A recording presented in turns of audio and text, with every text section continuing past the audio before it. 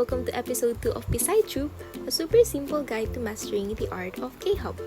For this episode, we will be focusing on the further exploration of other features of the interface of KHub and its customization. To start with, when you are on the dashboard, or the page that loads first when you log into KHub, you can see a bell icon on the top right part of the page.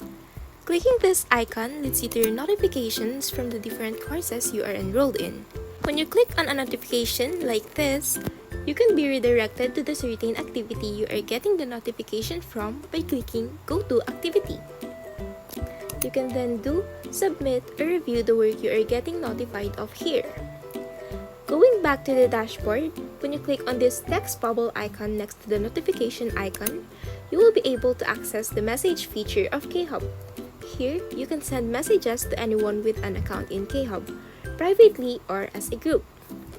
Clicking the rightmost icon next to the message icon will show you a drop-down list where you can access your own profile and also your dashboard, grades, messages, and customization preferences.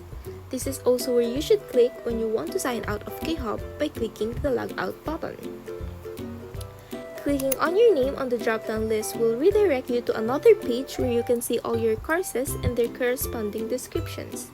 Clicking on the Details tab on this page will allow you to view your account's details, the privacy and policies of the learning management system, again, your course details, your log reports, and your login activity. Additionally, under the Miscellaneous tab, you can make or view your own blog entries, forum posts, discussions, and learning plans. On the same page, clicking on the gear icon here will show you the KHub settings you can customize based on your own preferences. These settings can also be accessed through our earlier drop-down list by clicking the Preferences button, which will redirect you to a page where you can customize your profile, change your password or preferred language, and change your preferences on the other various features of KHub. For example, you can change your notification preferences by choosing what posts on your courses you will only get notifications from, or you can even disable notifications.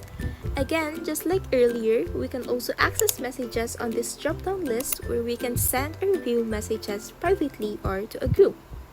Another feature of KHub is the Private Files feature, which you can access here at this site. Here, you can upload your own files with a maximum size of 50 MB and only you will be able to see them. To do so, you can just click on the paper icon and you can then add new files from your device to upload. That's it for episode 2, and we truly hope you learned about the other amazing features of KHub and how to customize your KHub experience based on your preference. We will be back for the next episode to teach you about accessing courses and learning resources. For comments and clarifications, please feel free to leave comments below and we will reply to you as soon as possible. Also, don't forget to like, subscribe, and stay tuned for our next episodes. Thank you for watching!